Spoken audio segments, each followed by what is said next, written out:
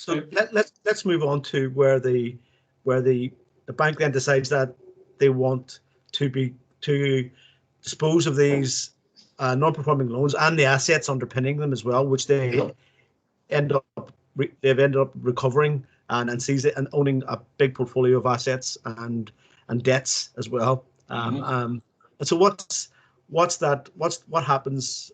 This is the other route out of to recover some money. Sure. So effectively, at that point in time, what happens is that the bank has probably set up a division of this type. This is what usually happens. So most banks would end up setting up a restructuring division with a real estate team and whatever, which is a hodgepodge of a mixture of bankers and external consultants and new hires. And what you end up typically having is that division end up somehow being spun off into what they're called loan servicers. So they service the loans. Effectively, they manage the loans, right?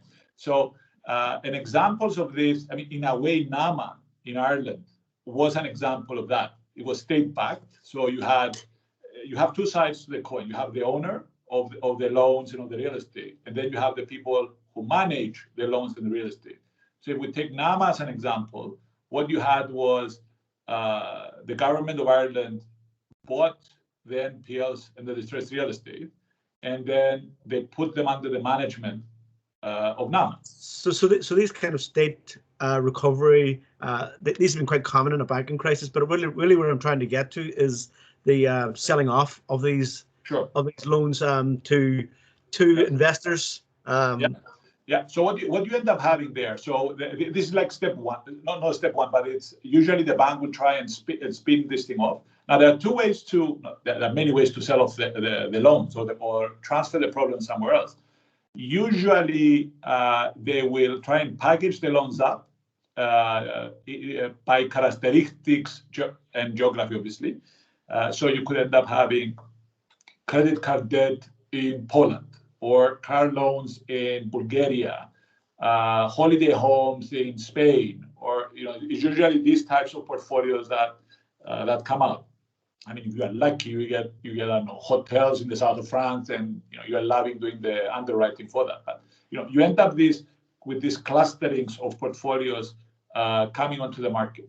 And then the people who will, so this is like the first way to do it. And the second is securitization, which we can talk about in a bit. But so these portfolios come out on the market, and you have a range of buyers. So you have, first of all, you have the really big institutions who are interested in these portfolios. Now we're talking about companies like PIMCO, who have 1.9 trillion under management. You have companies like Apollo that have 400 billion under management.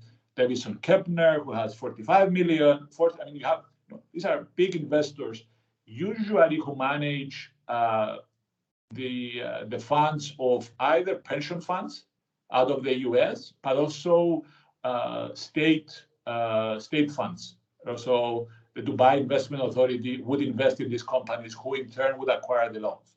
What would you say that they're buying? Are they buying the real estate? Are they buying the loans? I'm trying to get a sense of the relativity here. What are they most interested in? Are they interested in the real estate assets, or the possibility of recovering and getting loan repayments?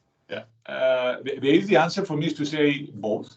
Now, what everybody is, and this is where the discount rate comes into play, and that I hope will have answered the question. So these companies are looking at returns well in excess of 12-13%, right? Which in this environment means that obviously they are very high compared to everywhere else. I mean, if you think about negative interest rates or whatever, these guys are looking at pretty high returns in the mid-teens. In certain cases, this is for real estate-backed non-performing loans. For non-real estate-backed NPLs, so this is for, let's say, loans that are backed by cars or which is unsecured credit, you are looking in the low to mid 20s. So very high discount rates. Now, and the reason for that is the risk that they take in not recovering, obviously, the amount of money they put in. So they will buy the loans at a discount, and I'll explain what that is. So what matters to them more is speed rather than the absolute amount. I mean, the absolute amount matters, but when you are dealing with discount rates of, let's call it 50%, 15% plus, speed begins to matter more than the absolute amount you're going to take out of selling the asset or getting your loan back.